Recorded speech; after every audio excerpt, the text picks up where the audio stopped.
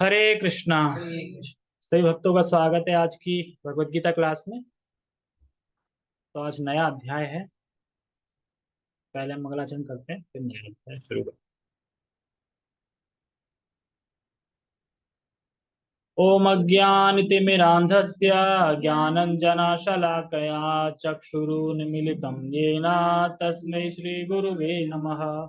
श्रीचैतन्यमनोभीष्टं स्थापितं येन भूतले स्वयं रूपः कदा मह्यं ददाति स्वपदान्तिकम्। वन्देऽहं श्रीगुरो श्रीयुतापदकमलं श्रीगुरून् वैष्णवांश श्रीरूपं साग्रजातं सहगण रघुनाथामृतं तं सजीवं साद्वैतं सावधूतं परिजनसहितं कृष्ण चैतन्य देवं श्रीराधा कृष्ण पादान् सहगण ललिता श्री विशाखाद्विशांच। हे कृष्ण करुणा सिंधु दीनबंधो जगतपते गोपेश गोपिका कांता राधा कांता नमस्ते।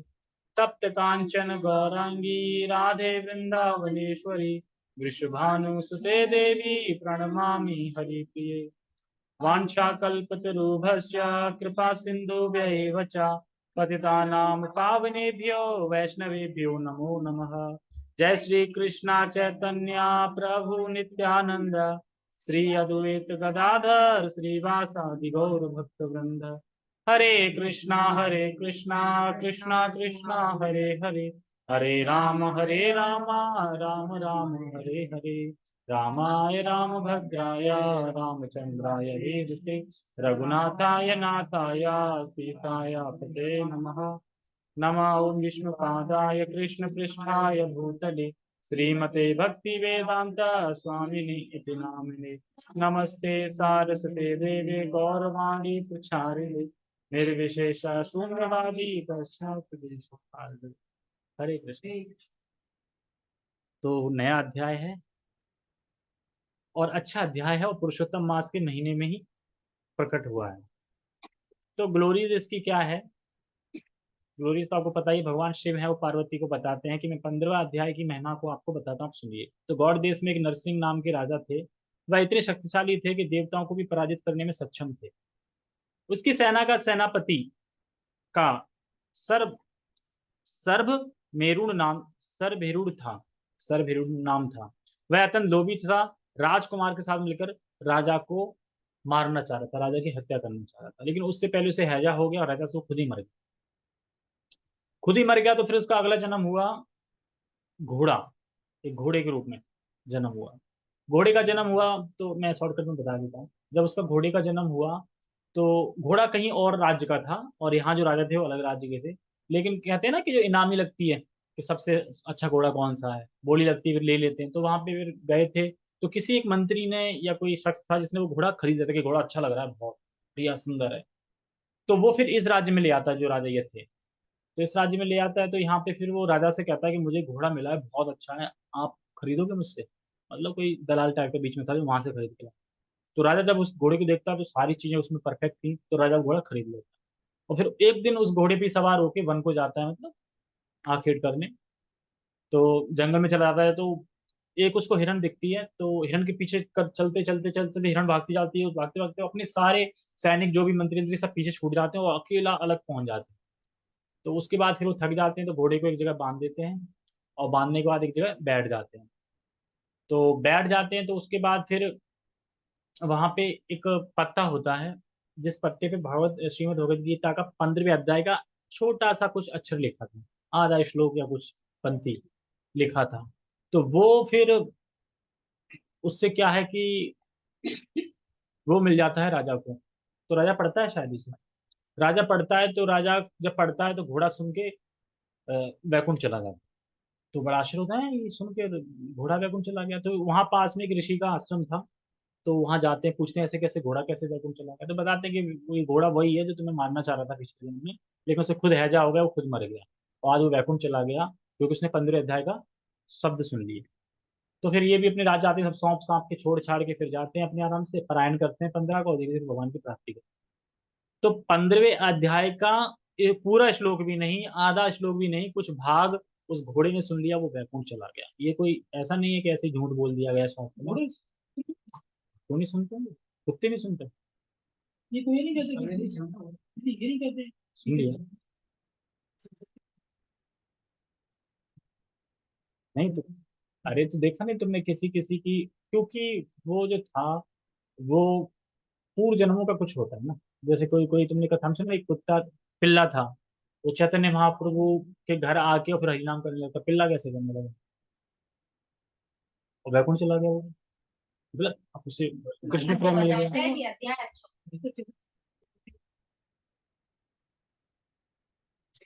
ये महात्मम है, महात्मा का मतलब होता है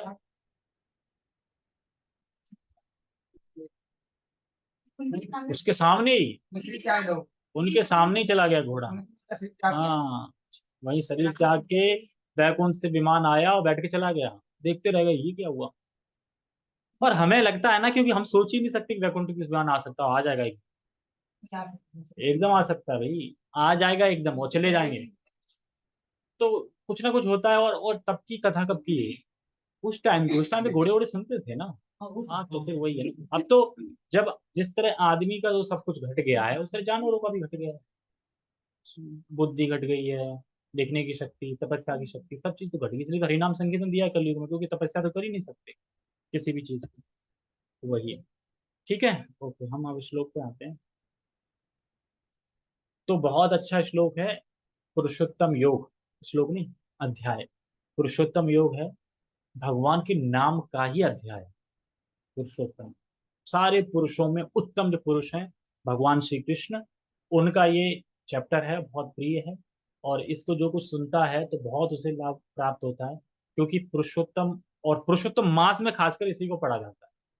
इसको पढ़ सकते हैं, और ये भागवतम से भी कुछ 12 10th कैंटो में है कोई अध्याय, 13 14, वो पढ़ सकते हैं, और खासकर ये पढ़ सकते हैं।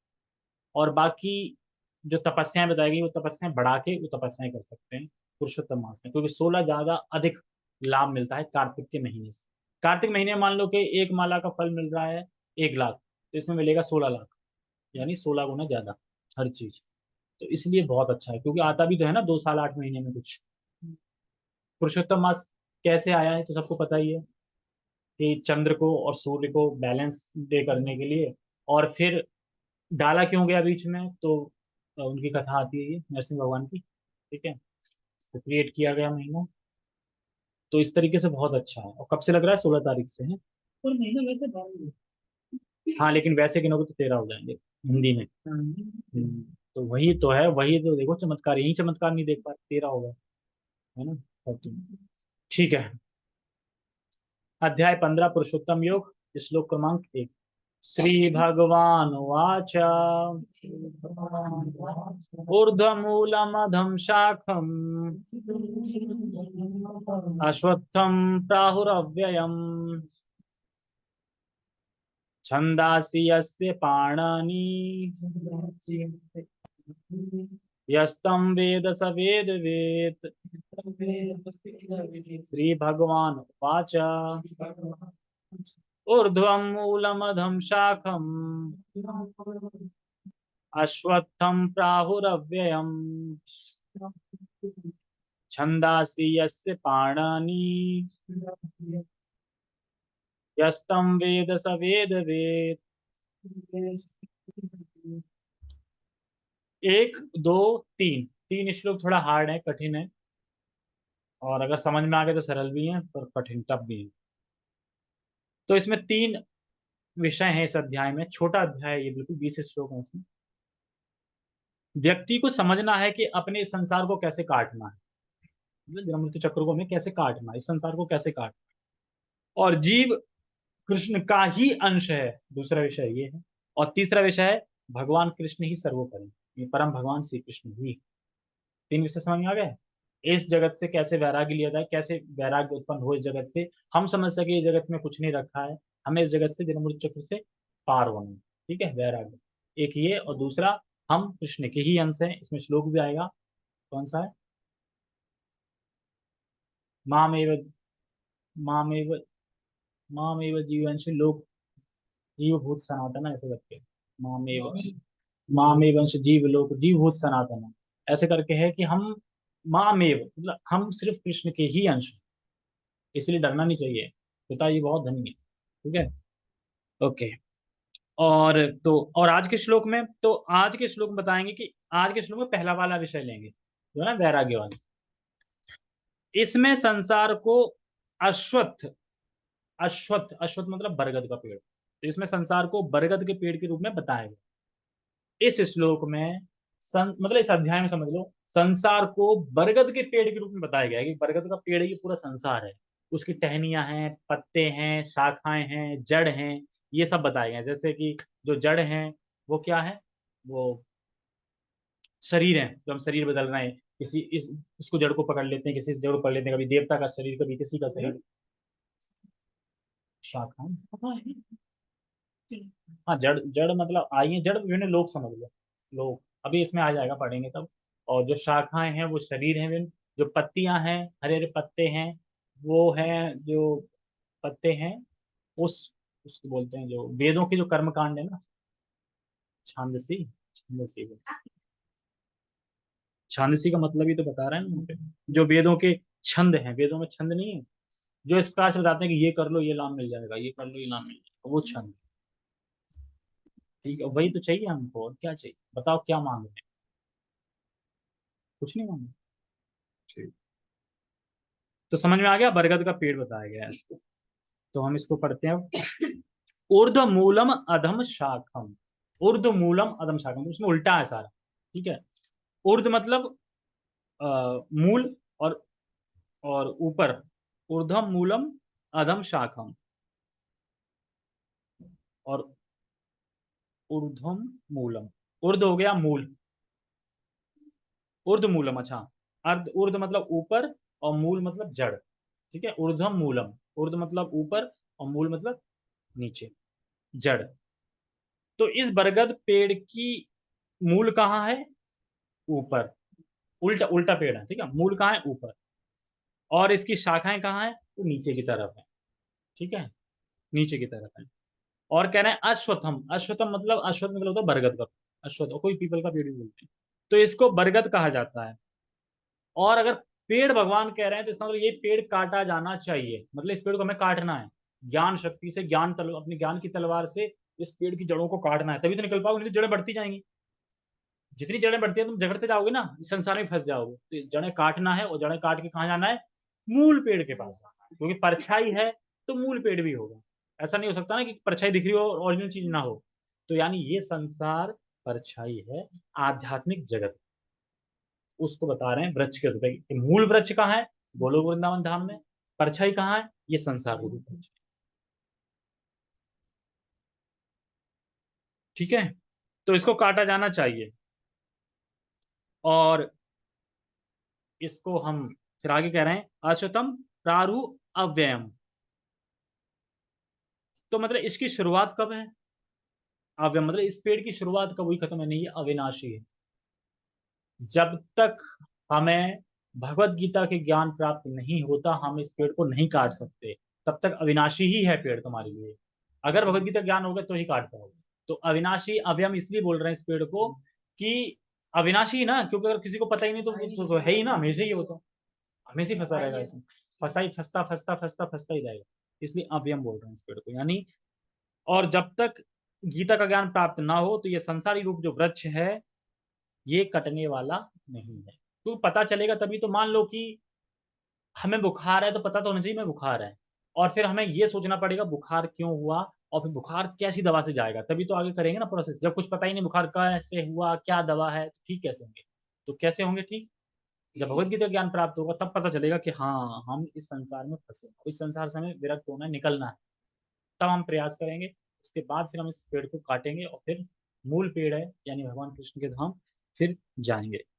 तो पहली लाइन को इसमें समझा रहे हैं, ऊर्ध्वम मूलम अधम शाखम अश्वत्थम प्रारो अव्ययम। यानी पहली लाइन क्या है, इस संसार रूपी बरगद का पेड़ है, उसका जड़ ऊपर है। यानी यानी ये पेड़ कहाँ से स्टार्ट हुआ, ब्रह्मलोक से, ब्रह्मलोक से स्टार्ट हुआ है पेड़, पूरे नीचे लोक तक, 14 लोक पूरे, ऐसे करके। सब में वो है ना, सब में फंसना है, क्योंकि इस पूरे, क्योंकि सही वहीं से स्टार्ट हुआ है, जड़ वहीं से, जड़ ऐसे करके आई नीचे की तरफ। और जड़ें होती हैं, समझो एक इधर जड़ चली गई, इधर जड़ चली गई, तो यानी ये विभिन्न विभिन्न लोक हैं, जो जड़ जा रही है ना, इधर जड़ चली गई, इधर चली गई, विभिन्न विभिन्न लोक हैं। और उन लोकों में जीव क्या कर रहा है, कर्मानुसार अपने सुख दुख भोग रहा है, कोई कोई शरीर धारण कर रहा है, कोई शरीर धारण कर रहा है। तो इसलिए एक एग्जाम्पल दिया गया है बरगद के पेड़ से, जो कि फिट हो रहा है। हाँ, डाली विभिन्न लोक है, और उसकी शाखाएं क्या है, शरीर उसके विभिन्न, कोई देवता की योनि ले रहा है, कोई मनुष्य की, कुत्ता बिल्ली, और उसके जो पत्ते हैं वो हैं कि ये कर लो तो ये मिल जाएगा, फलाना फलाना ये कर लो स्वर्ग प्राप्त हो जाएगी। फिर वो क्या है, उसे ये बरगद का पेड़ बड़ा खूबसूरत लगने लगता है, और उसकी आंखें बड़ी बड़ी हो जाती हैं, अच्छा मुझे स्वर्ग में इतना भोग प्राप्त होगा, इतना भोग मिलेगा, हाँ मजा आ गया। फिर तो संसार अच्छा लगता है ना, ये फिर वो करता रहता है, भगवान की तरफ नहीं जाता। तो ये संसार मतलब ये वृक्ष उसको अच्छा लगने, सुखमय लगने लगता है, पर सुखमय है नहीं। क्यों? क्योंकि ये प्रतिबिंब है। अब प्रतिबिंब सुखमय कैसे हो सकता है? मान लो आम लटका है ऊपर और नीचे उसकी परछाई दिख रही है, तो वो मजा देगा आम आपको? दिखेगा कि आम है, लेकिन स्वाद देगा नहीं।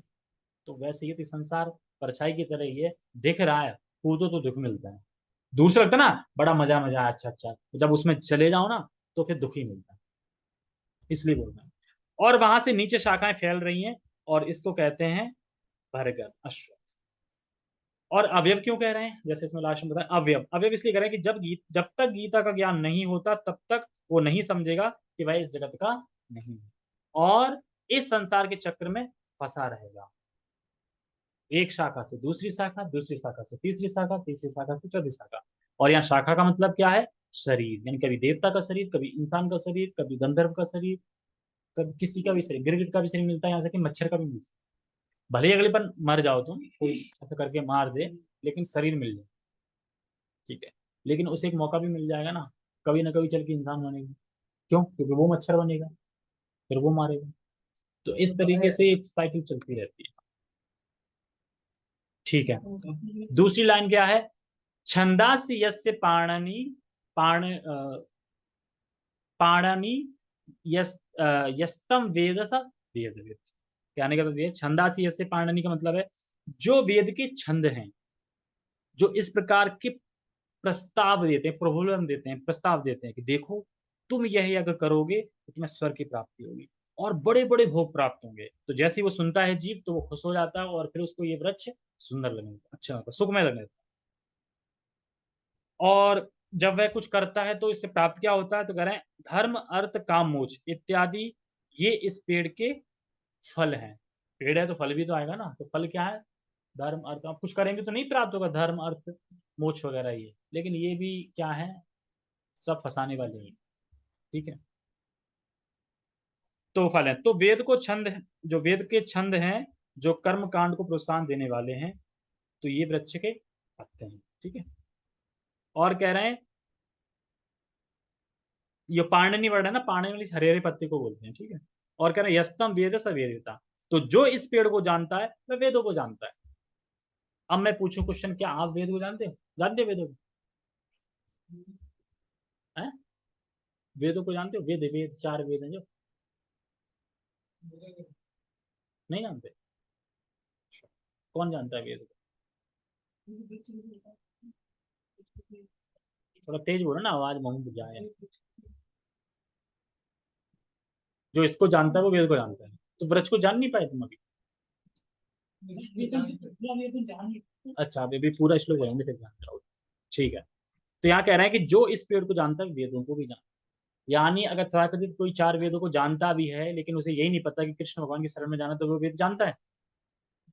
और जिसको ये पता है कृष्ण की शरण में जाना है, कृष्ण ही परम भगवान है, वो वेदों को जानता है। ठीक? तो यही बात हो गई, क्योंकि ना तो हम वेद पूरे पढ़ पाएंगे, और ना पढ़ने का कोई प्लान है, ठीक है, कोई और छोर नहीं होगा।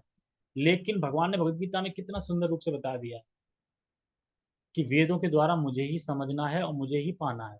तो अगर हम समझ गए भगवान को कि वेदों द्वारा भगवान को समझे, तो फिर पढ़े हुए मानेंगे ना, क्योंकि पूरे वेद को पढ़ के निचोड़ क्या निकला, भगवान कृष्ण, और वो तुम समझ गए भगवान कृष्ण। तो यानी वेदों को पढ़ लिया, वेदों को जान लिया। तो इस वृक्ष को जान लिया मतलब वेद को जान लिया, मतलब कि ये जान लिया कि ये जो वृक्ष है, इस वृक्ष को मुझे काटना है, ठीक है, इस वृक्ष को काटना है, और मैं इस जगत का नहीं हूँ, और इस वृक्ष को काट के मुझे वापस भगवान श्री कृष्ण के पास पहुंचना है। ये वृक्ष है, ये वृक्ष में मैं अपने कर्मानुसार बार बार इस जगत में आ रहा हूँ, फंस रहा हूँ, कभी ये देह कभी वो देह, सब प्राप्त हो रहे हैं। ये जो सब जानता है इस वृक्ष को, तो पूरी तरह जान गई, प्रतिबंध है ये, जान गया, यानी वो वेदों को जान गया, ठीक है। अभी और समझाएं सही से। और अव्यय क्यों कहते हैं? जब तक गीता का ज्ञान नहीं होता तब तक वह नहीं समझेगा। ये तो पढ़ लिया ना। हाँ, ठीक है। तो मैं ये बोल रहा था वेदों को जानता है। क्यों बोल रहे हैं भगवान की वेदों को जानता है? अगर ये कोई बात है, क्यों बोल रहे हैं भगवान ऐसा वेदों को जानता है, तो बताना इसमें। जो इस संसारी रूपी वृक्ष को जानता है और ये जानता है कि इसको कैसे काटना है, इस वृक्ष, ये नॉलेज होगी ना मुझे, इस वृक्ष को कैसे काटना है, ठीक है। जानता है कैसे काटना है, क्या उपाय है, कैसे काट सकते हैं, और अपने को इस वृक्ष से अलग देखता है, यानी अपने को अपने शरीर से अलग देखता है, तो वह वेद को जानता है। यानी एक तो जानता है कि ये वृक्ष रूपी जो संसार जो बता रहे हैं, इसको मुझे काटना है, ये समझ गया। कैसे काटना है ये भी जानता है, भक्ति करके भगवान की कैसे काटना है ये भी जानता है, तो फिर वह क्या है, वेद को जानता है। क्योंकि वेदों में भगवान बोलेंगे 15.15 वेद से सर्वम अहम वेद, ठीक है। तो मैं वेदों के द्वारा मुझे ही जाना जाना है और मैं ही संकल्प करता हूँ, मतलब मैंने मेरी द्वारा वेद दिए गए, इस तरीके से, ठीक है। अब आएगी बात कि कौन नहीं जान सकता वेद को, कौन नहीं जानता वेद को? जो वेदों के अलंकारमय भाषा से आकर्षित होता रहता है। अलंकारमय भाषा मतलब यही प्रबोधन है ना, तुम्हें स्वर्ग मिल जाएगा, तुम्हें ये लोक मिल जाएगा, तुम्हें ये ख्याति प्राप्त हो जाएगी, तुम महान बन जाओगे, बहुत यश प्राप्त होगा, ये होगा वो होगा। अलंकारमय भाषा मतलब जहां पे वेदों का ये भाग आ गया ना कि ये करने से ये मिल जाएगा, अलंकारमय भाषा नहीं, प्रबोधन देने के लिए, तुम्हें खींचने के लिए, अट्रैक्ट करने के लिए अपने लिए। तो जो ये जानता है वो वेद नहीं जानता, नहीं जानता। और यह कौन बोल रहा है वेद कि तुम वो वेदों को जानता है और ये वेदों को नहीं जानते? कौन? ये भगवान ही बोल रहे हैं, जिन्होंने वेद लिखा है वही, मतलब जिसने वेद दिए, जिससे वेद प्रकट हुए, वही बोल रहा है कि वेदों को कौन जानता है कौन नहीं जानता। इस वृक्ष रूपी पेड़ को कैसे काटना है, कैसे काटा जाए और काटना ही है इसको, वो जानता है वेद को। और जो नहीं काट रहा है और वहीं अपनी जड़ें बढ़ा रहा है, वो वेद को नहीं जानता। तो वह जो केवल छंदों को, पत्तियों को, कर्म कांडों का, जो कर्म कांड का जो हिस्सा है वेदों को, उससे ही प्रभावित होता रहता है, वो नहीं जानता। तो ये बता रहे कि हम वेदों को पूरा नहीं पढ़ सकते, ना हमारी हैसियत है पढ़ने की, पर हम गीता के द्वारा हम वेद का प्रयोजन समझ लेते हैं। ये गीता की सुंदरता। हम गीता के द्वारा पूरे वेदों का प्रयोजन समझ गए। कितने वेद हैं? 4 वेद है, ऋग्वेद, अथर्ववेद, सामवेद, ठीक है। टेक्स्ट पढ़े, आ गया समझ में? पूछा जाए टेस्ट ले, ठीक है। इसमें प्राहुर अव्यम का मतलब क्या है बताओ? है, नहीं पता? है, हाँ हाँ, अच्छा, प्राहुर अव्यम, हाँ, ये मतलब अव्यय मतलब ये अविनाशी पेड़ है। जब तक गीता का ज्ञान नहीं मिलेगा तब तक हम इस पेड़ को नहीं काट सकते। राहुल पेड़, हाँ ठीक है, अव्यय में।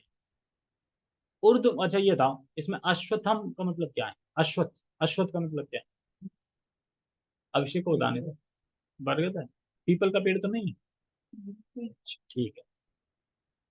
टेक्स्ट, भगवान ने कहा, कहा जाता है कि एक शाश्वत अश्वत्थ वृक्ष है जिसकी जड़ें तो ऊपर की ओर हैं और शाखाएं नीचे की ओर, तथा पत्तियां वैदिक स्रोत हैं। जो इस वृक्ष को जानता है वह वेदों का ज्ञाता है। देखो, वेदों का ज्ञाता है।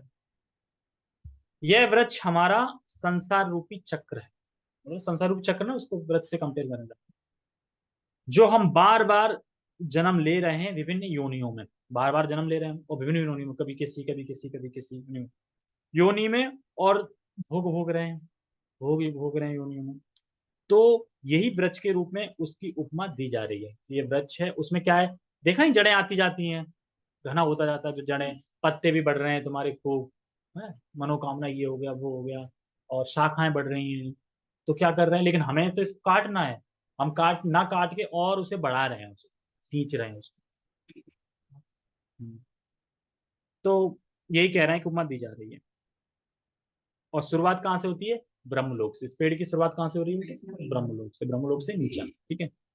तो 3 विषय हैं इस अध्याय के, विषय बताओ मुझे क्या, क्योंकि मैं इसे 2 दिन में करूंगा, पूरा तो हो नहीं पाएगा, तो थोड़ा बहुत। हम्म, मतलब दैराग के द्वारा व्यक्ति संसार रूपी वृक्ष को कैसे काटा जा सकता है, काटना, ठीक है। और दूसरा क्या है?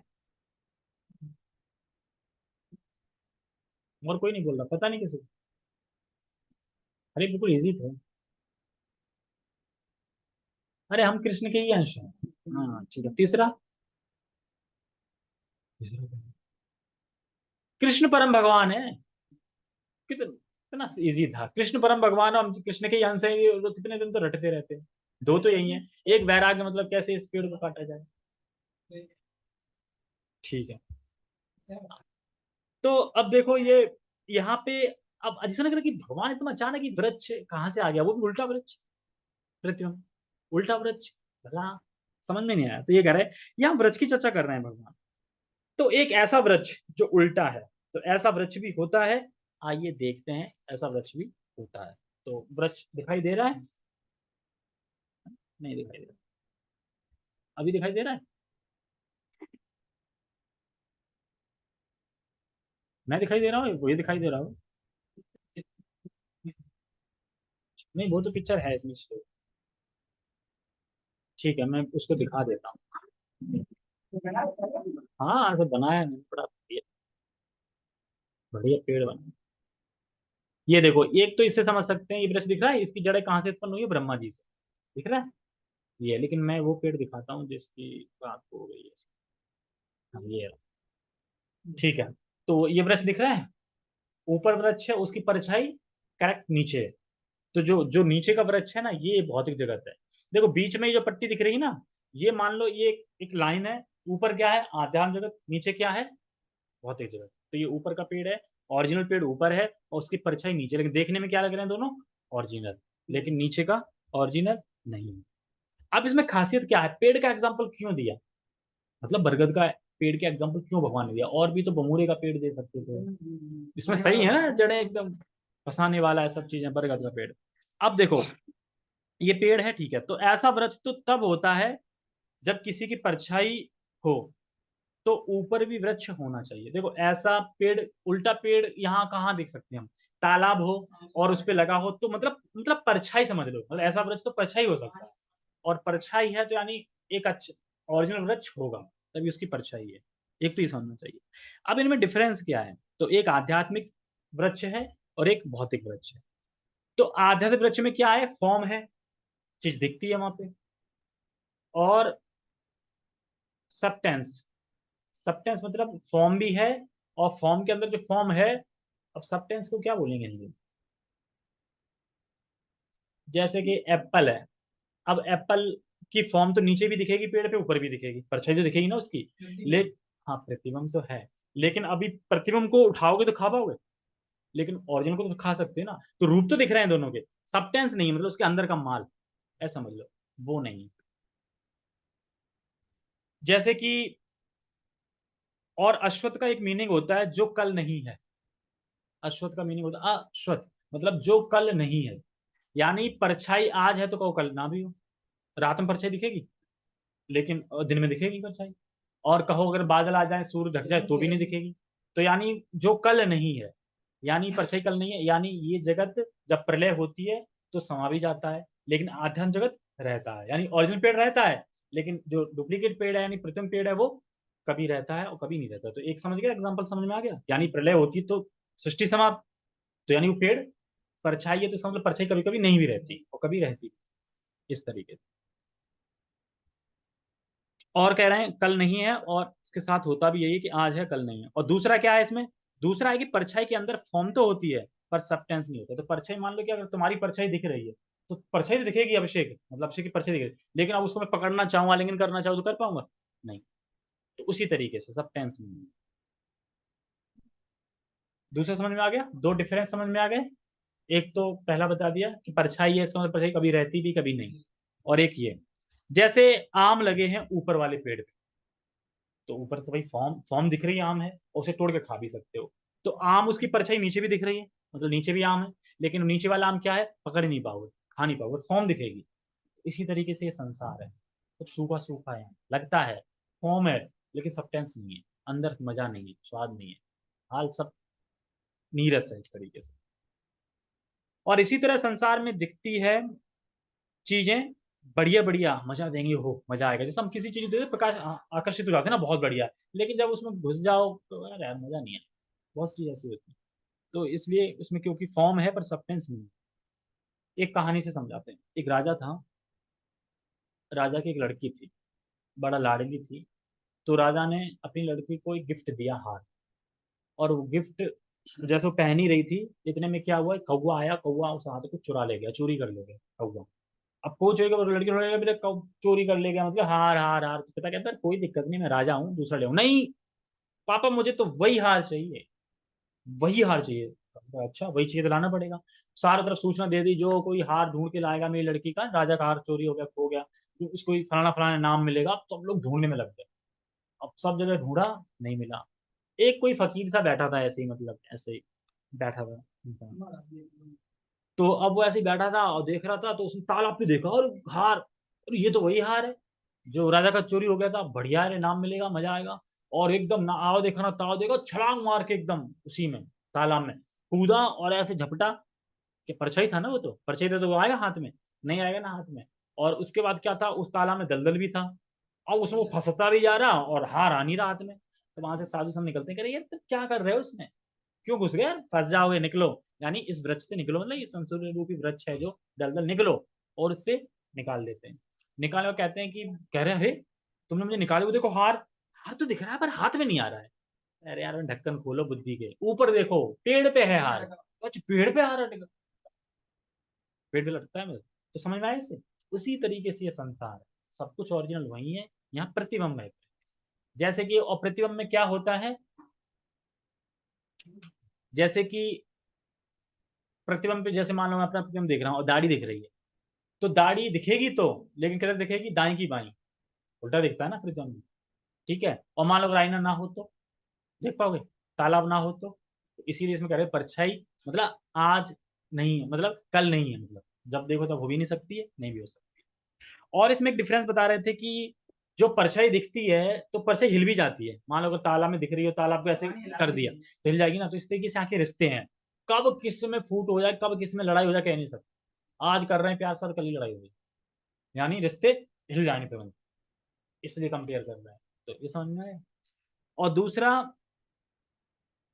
रात होने पे परछाई गायब हो जाती है, तो यानी भौतिक जगत टेम्परेरी है, रात हो जाती है परछाई गायब ना, तो भौतिक जगत क्या है, टेम्परेरी है।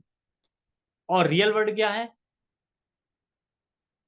और इसमें रियल वर्ल्ड में तो डिस्टर्ब नहीं होता, और रियल वर्ल्ड क्या है, वहां पे डिस्टर्ब नहीं होता, वहां पे परछाई तो है नहीं, मान लो तुम हिलाओगे भी तो वो तो क्या, तो भी दिखेगा ना, वो परछाई तो है नहीं वो, तो वो इटल और शाश्वत है। और यहाँ पे कंडीशन भी है, किनकी, थ्री मोड की, सतोगुण रजोगुण तमोगुण, वो फैक्टर नहीं वो कार्य करती, लेकिन आध्यात्मिक जगत में वो नहीं है, वहां पे दिव्यता है, दिव्य है। तो ये सारे हैं, और वेदों को कर्म कांड से, ये इसकी पत्तियां हैं, मुझे बता दी ना, जो वेद के कर्म कांड है ना, ये इसकी पत्तियां हैं, हरी हरी पत्तियां ना, वेद के कर्म कांड है, ये मिल जाए इस तरीके से। तो कहने का अर्थ पूरा है यह है कि ये जगत दुख देने के लिए, इस जगत का मैं नहीं हूं, इस जगत का स्वरूप का वर्णन जिसके द्वारा व्यक्ति समझे, मुझे इस जगत को काटना है, यानी इस वृक्ष को काटना है, और काट के तभी हम ऊपर जा पाएंगे। ठीक है, कहाँ जाना है, ब्रह्मा से भी ऊपर, ब्रह्मा से तो ये स्टार्ट ही हुआ है वहां से। ठीक है, ओके। तो इसका टेक्स्ट पढ़ लिया हमने, अब हम तात्पर्य तात्पर्य पढ़ेंगे कल। ठीक है, सिर्फ तात्पर्य रह गया है इसका, टेक्स्ट तो पढ़ लिया, टेक्स्ट तो पढ़ लिया, सिर्फ तात्पर्य रह गया है। तो समय भी हो गया है, नहीं हो पाएगा 4 मिनट। ठीक है, हरे कृष्ण। हाँ शाश्वत तो है ही। अभी अविनाशी बताया तो था, वो नहीं समझता, गीता ज्ञान नहीं है, फिर तो उसकी तो शाश्वती ना, वो तो आगे फंसता रहेगा ना। हाँ शाश्वती है। हाँ, कौन जान रहा है। कहने तात्पर्य यह है, जिसको भगवत गीता का ज्ञान ना दिया जाए, और जिसको भगवत गीता का ज्ञान प्राप्त नहीं, लिया नहीं, उसके लिए अविनाशी ही है, क्योंकि तुम सोच रहे हो ना वो फंसेगा तो यहीं पे आके ना, बार बार बार बार बार बार बार बार, इसलिए इसको अविनाशी है। और तात्पर्य में प्रभुपाद जी भी लिखेंगे अविनाशी। ठीक है, तो उसको वहां समझाता है। ओके, हरे कृष्णा। जगत गुरु शील प्रभुपाद की जय, श्रीमद भगवद गीता की जय, नित्य नित्य गौर प्रमानंदे। तो हम आज से पारायण खत्म, बाद में करेंगे, क्योंकि अभी हमें इंस्ट्रक्शन मिली है टेम्पल से स्मॉल बुक पढ़ने की, तो हमें नहीं पता चल रहा कि कहाँ समय मिलेगा, तो हम तो यही समय नहीं, स्मॉल बुक पढ़ेंगे, चैप्टर बाई चैप्टर, पूरी पूरी, जिस पढ़ना चाहे जूम पे पढ़ सकता है, नहीं हम तो पढ़ेंगे। ठीक है, स्मॉल बुक, जिससे बहुत सारा क्लियर हो जाएगा। ठीक है, छोटी छोटी बुक। ओके, और बस हम इसके बाद ही पढ़ेंगे 10 मिनट बाद। हरे कृष्ण।